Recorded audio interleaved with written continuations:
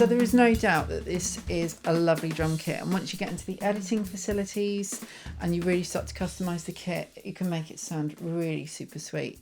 I've started customizing the layout. I go for a kind of jazzy blues tom 1 and tom 3 kind of setup, and I've taken the snare arm off underneath where it usually comes out, and I've used it over on this side for my secondary snare.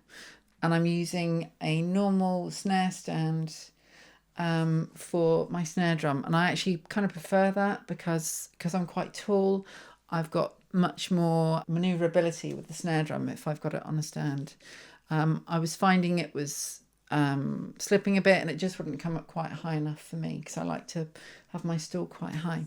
Anyway, the bass drum, I was obviously playing the TD17 that comes with the kit. And I was aware that that was an upgrade. I made sure not to use a felt beater with it, but I bought an electric kit like many of us because I didn't want to create lots of noise for the people I was living with. I found the bass drum particularly noisy. I find it wobbles a bit from left to right as well, but it's so loud. I even bought the Roland bass drum beater to try and keep some of the noise down. But if you see this test I'm about to do, the difference between that and the solution I've come up with is incredible. And it's also very cheap, which is what I really, really like about this. What did I do? I took one of my snare drums. I've got 3 beautiful snare drums. This one is a Premier Royal Ace 4, which I love. But I just had the idea, since I have an SPD-SX as well, and I've got some triggers for it, could I attach a Roland single trigger like the RT30H and use that to trigger my bass drum? Would that be sensitive enough? And I just changed it in the menu over here on the TD17 brain, and I found out it makes a great replacement. So I put the snare drum on its side. I've got a 1-ply mesh head. This one is a Z mesh head. I usually like Ramo Silent Stroke, but this Z heads are a really great cheap alternative as well if those aren't available.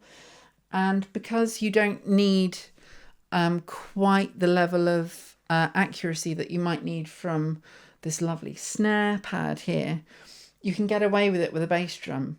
And it also, I find, adds a bit more stage presence to your kit as well. I really love the way my Royal Ace looks just tucked between the 2 upright supports.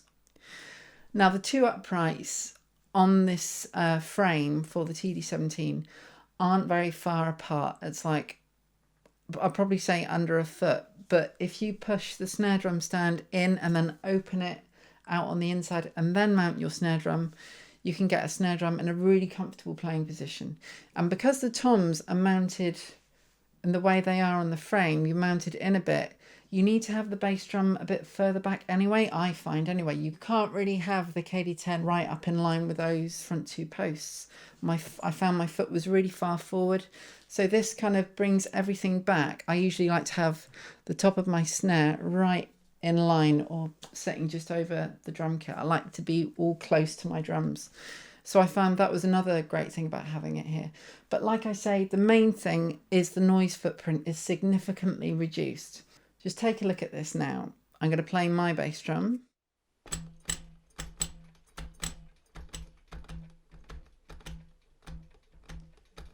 And now I'm going to play the KD10.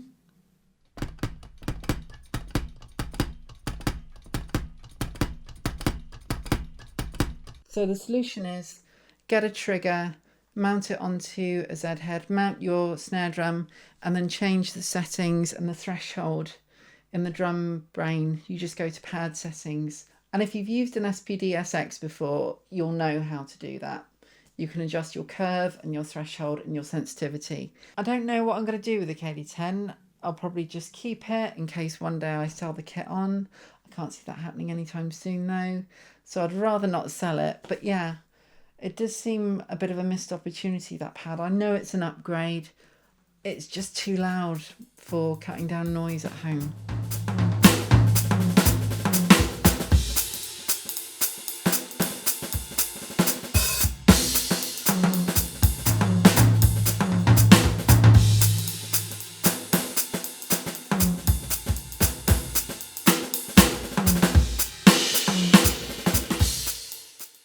So that brings me on to the hi-hat, the VH10, which is a lovely hi-hat in itself.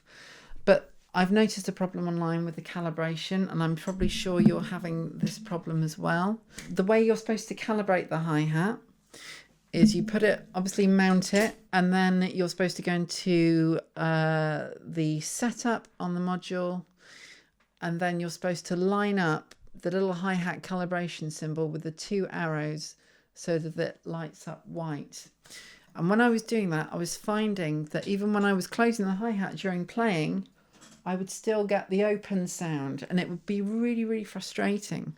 And I was looking for a fix online for this, and I couldn't find one. So just with a bit more of playing about, I found that if you calibrate the hi-hat just slightly below the arrows, you should avoid that problem. So don't calibrate it like it is in the manual. Just set the little, I don't know what you want to call that, a little, it's like a little donut or a little marker.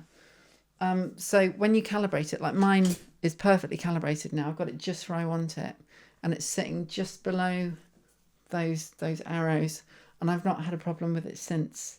So that's what I find to be the fix for this anyway. So yeah, 2 really important parts of the drum kit. The rest is fine. I love the cymbals. I love all the other pads. I don't think I'm going to need to do anything else to it. I love it the way it is. But hopefully those 2 things just might help make this a great kit, become an extraordinary kit for you to play on. So yeah, thanks very much. Take care.